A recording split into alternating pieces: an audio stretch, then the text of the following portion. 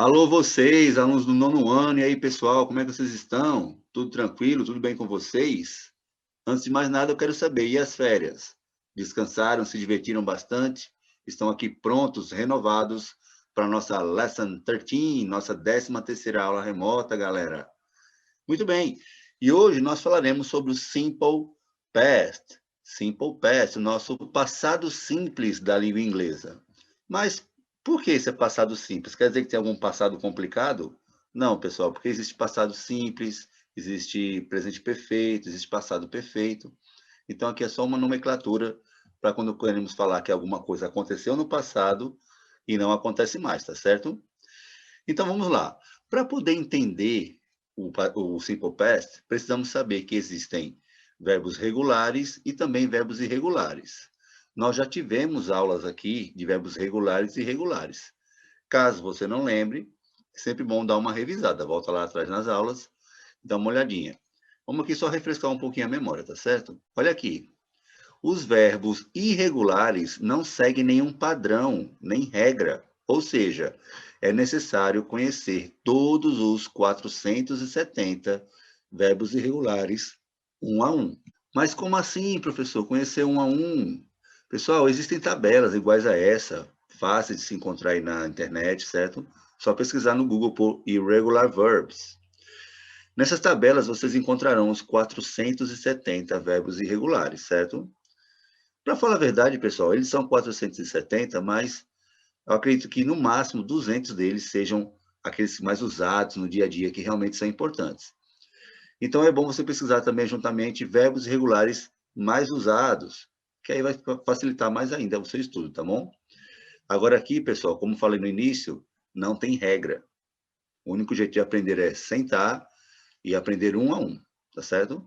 Então você vai ter aqui, ó, na primeira coluna, o verbo no presente, na segunda, o verbo no passado, e essa terceira aqui, o particípio, que é quando nós formos falar aí de presente perfeito. Então aqui, ó, o infinitivo e o passado, tá bom?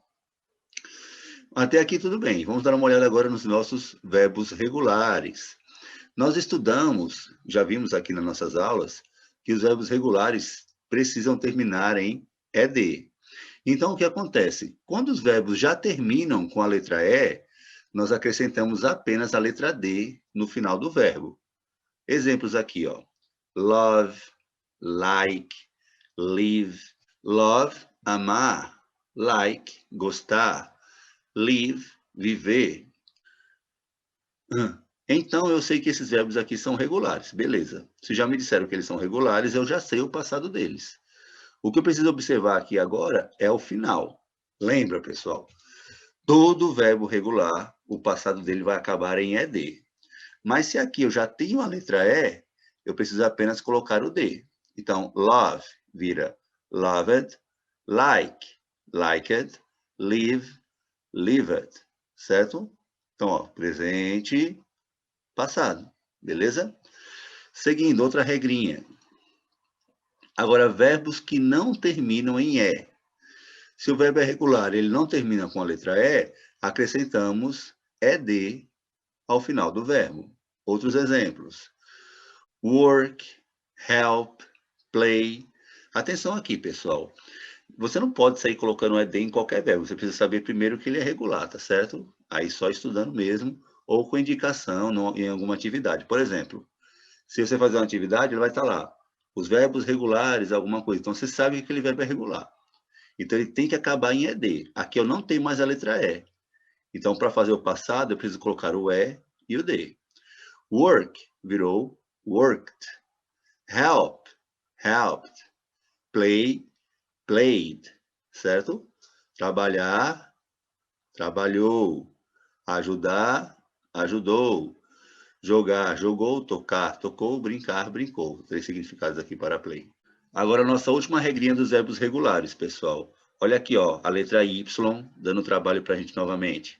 Verbos terminados em Y, precedidos por consoantes, devemos tirar o Y e acrescentar IED ao final do verbo. Entenderam? Se acabar em Y, mas antes do Y tiver uma consoante, o Y deve virar a letra I, ok? Olha os exemplos aqui. cry, chorar, study, estudar, dry, secar. Quando você vai para o passado, cried, studied, dried, certo? Então, ó, o Y saiu, entrou a letra I no lugar dele, ok? Isso aqui toda vez que você tiver um Y e antes dele uma consoante. Pessoal, isso é mais do que suficiente para você colocar qualquer frase no passado. Mas atenção, nós estamos fazendo um passado afirmativo. Lembra lá, pessoal?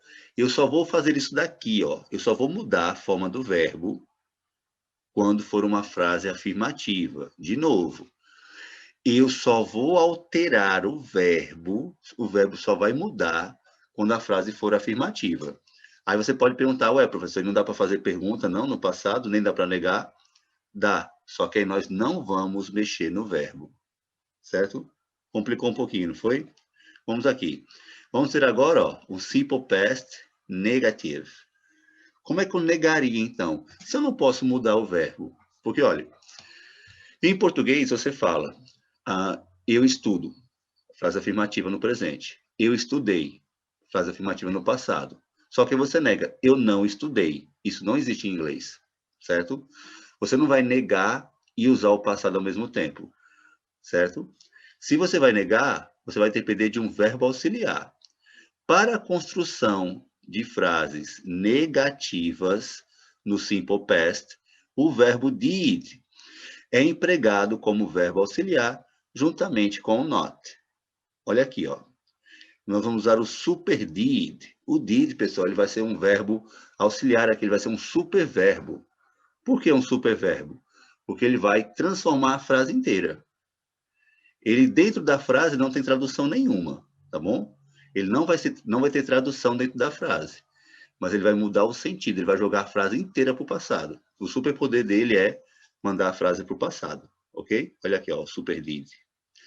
Seguindo, olha lá, o verbo principal não é conjugado no passado. Pessoal, é aqui que mora o perigo, aqui que vocês erram muito. O verbo principal não é conjugado no passado. Ou seja, se eu vou usar o did, o verbo permanece no presente. Olha lá. O verbo principal não é conjugado no passado, uma vez que o auxiliar já indica o tempo verbal. O super did já está dizendo que é passado, beleza? Copia tudo, pessoal, para não se perder. Aí são muitas informações. Importante você copiar para facilitar o seu entendimento, tá bom? Olha lá, vamos ver a estrutura. Sua estrutura frasal é da seguinte forma. Vamos ter o sujeito, vamos ter o did, vamos ter o not, o verbo principal e pode ser ou não que tenha um complemento. No caso aqui tem, tá certo?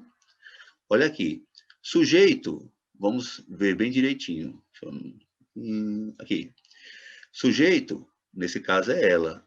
Aí vamos ter o did, vamos ter o not, vamos ter o verbo principal, que é o like, e vamos ter um complemento, que é todo esse resto aqui, ó. O professor de inglês, ou a professora de inglês. Beleza. Vamos para as traduções. Quem é o sujeito? Ela. Então, ó, ela não... Isso aqui tudo é não, ó. Ela não gostou da professora de inglês. E ainda podemos fazer a forma contraída, que é mais comum, tá bom? Em vez de fazer did not, nós dizemos apenas didn't. Agora, presta atenção numa coisa. Ó. O verbo principal, que nesse caso aqui é o like, ele está no presente. Mas o did, o super did aqui, está colocando a frase no passado. Então, você vai ler. Ela não gostou da professora de inglês. Ela não gostou da professora de inglês, tá certo? Ó, porque aqui estão dizendo que é passado. Gostou. Tranquilo? Tranquilo? Então, essa aqui é a nossa estrutura da frase negativa no passado. Copia aí, entende como é bem direitinho, pessoal. Agora, vamos para a frase interrogativa. Quando você tem dúvidas, você quer perguntar. Você quer perguntar de algo que aconteceu no passado. Para a construção de frases interrogativas no simple past, o verbo did é empregado no início da frase. Lembra o mesmo did que nós estávamos usando com not, o super did? Ele agora vai vir para o início da frase, beleza? Olha aqui a estrutura. Veja a estrutura abaixo. Did, mais sujeito, mais verbo principal, mais complemento. Só para lembrar, pessoal, did não tem tradução, ó.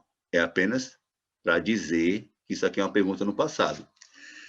Lembra que nós formamos perguntas com do? Do you like pizza? Do you speak English? Quando você faz perguntas com do, o seu ouvido escuta o do e já sabe que é uma pergunta. A partir de hoje, quando o seu ouvido escutar o did, você também saberá que é uma pergunta, mas saberá que é uma pergunta no passado. Então, quando escutar o did, já sabe que tudo que vier após o did é uma pergunta no passado. Tranquilo? Então, ó, did she like to speak English? Did she like to speak English? Ela gosta de falar inglês, certo? O did não tem tradução. Ela gosta de falar inglês? Ok, galera? Então, vamos fazer um testezinho aqui, ó. Primeiro, eu tenho a frase no presente. Depois, eu tenho a frase no passado. E agora, eu quero que você me faça uma frase negativa, interrogativa no passado. Eu quero que você tente de verdade, tá bom? Então, pausa um pouquinho o vídeo e tenta escrever essa frase agora na forma negativa e na forma interrogativa. Vamos lá. Vamos ver se vocês conseguem. 6h30 depois. E aí, fizeram? Muito bem. Parabéns para quem fez, né? Olha só, vamos ver se acertou. A forma negativa vai ficar: The girl didn't live in Santa Cruz. A garota não vivia ou não morava em Santa Cruz, tá certo? Lived, aqui ó, the girl lived in Santa Cruz, a garota vivia em Santa Cruz. Agora, the girl didn't live. O verbo volta para o presente, tá certo? Quem está dizendo que ele está no passado é o didn't, é uma frase no passado por causa do auxiliar. E a forma interrogativa, fizeram? Vamos ver se acertaram. Did the girl live in Santa Cruz? Did the girl live in Santa Cruz? Muito bem, mas se errou, não fique triste. Tem mais uma oportunidade aqui, ó. You study math with Carlos. You study math with Carlos. Você estuda matemática com Carlos. Estou afirmando no presente. You studied math with Carlos. You studied math with Carlos. Você estudou matemática com Carlos. Aqui já é passado. Vamos pausar aqui. Vocês vão fazer a forma negativa e interrogativa no passado, ok? 3 dias depois. Mais uma vez, parabéns para quem fez, né? Olha só. Então, a forma negativa ficará: You didn't study math with Carlos. You didn't study math with Carlos. E a forma interrogativa: Did you study math with Carlos? Did you study math with Carlos? Você estudou matemática com Carlos? Olha, só mais um aqui, ó. Mais uma vez, pausa lá e tenta passar para a forma negativa e interrogativa, ok? Passou tanto tempo que o velho narrador cansou de esperar e tiveram de chamar um novo. Muito bem, pessoal. Então vamos lá, vamos ver quem acertou. Primeiramente a frase, né? They play soccer together. Eles jogam futebol juntos. They played soccer together. Eles jogaram futebol juntos. Forma negativa, então? They didn't play soccer together. They didn't play soccer together. Eles não jogaram futebol juntos, ok? E se eu quisesse perguntar, eu diria: Did they play soccer together? Did they play soccer together? Olha aqui, eu deixei aqui o play em branco para a gente dar uma lembrada aqui, ó. Ele estava no passado, aqui ele volta para o presente. Por quê? Porque quem está indicando que a frase está no passado é o nosso super did. Ok, pessoal? Então aqui, ó, essa foi uma aulinha, um pouco de revisão dos verbos regulares e irregulares. Mais importante que você entenda a estrutura de perguntar e de negar no passado. Muita gente se confunde ainda, quer usar o verbo no passado. O verbo só vai para o passado na frase afirmativa. Para perguntar ou para negar, devemos usar o auxiliar did, o super did. Não esqueça.